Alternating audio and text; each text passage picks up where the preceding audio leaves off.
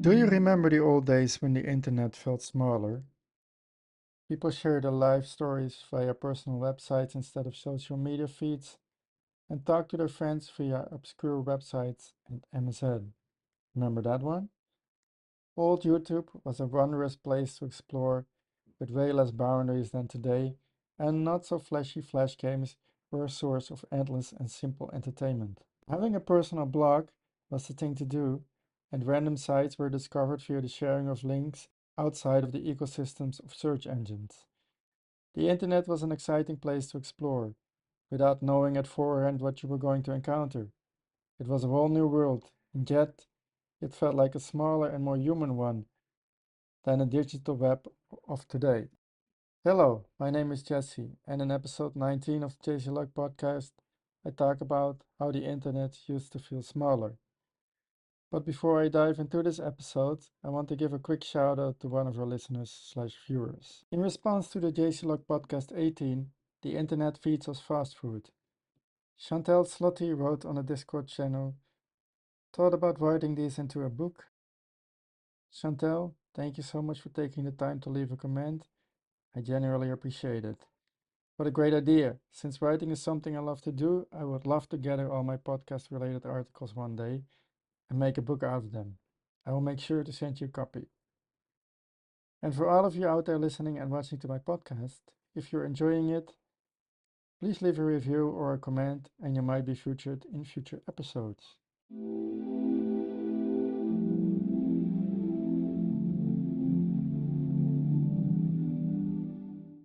Welcome to episode 19 of the JC Luck podcast. The internet used to feel smaller. From wandering in the wild to pacing in a cage.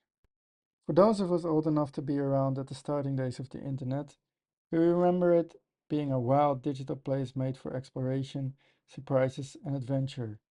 However, over time we were caught and placed in a cage, a fenced-off spot in which the loudest bird gets all the attention.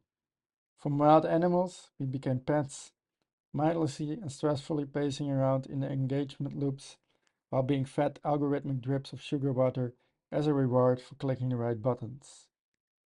The powers that be put us on a leash, and the internet was never the same again. Why imperfection and amateurism felt more fun.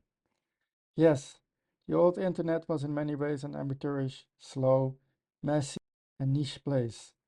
But that was part of the fun. It was less performance oriented, less clean and corporate, and way less psychologically aggressive. Back then, many people wanted to become professionals in their space to make the internet an even better place. Now, many of those people are starting to flip things around, longing for imperfection and amateurism. Taking back the internet and making it human again. The internet universe is ever expanding, but in that increasingly darker corporate void, there are lots of indie stars that still shine.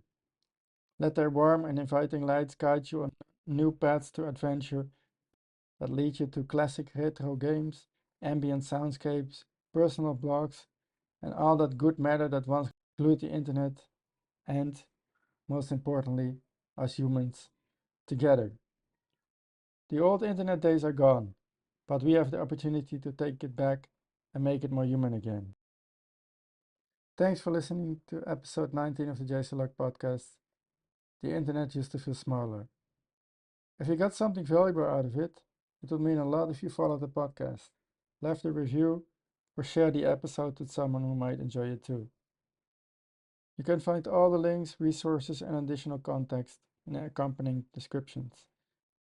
And you can find the show notes and the transcription on my website, also linked in the description. And if you're listening to this episode on Apple Podcast, I would be very happy if you leave me a review over there. It would help me a lot. With that being said, thank you very much. I see you in the next episode, fellow travelers.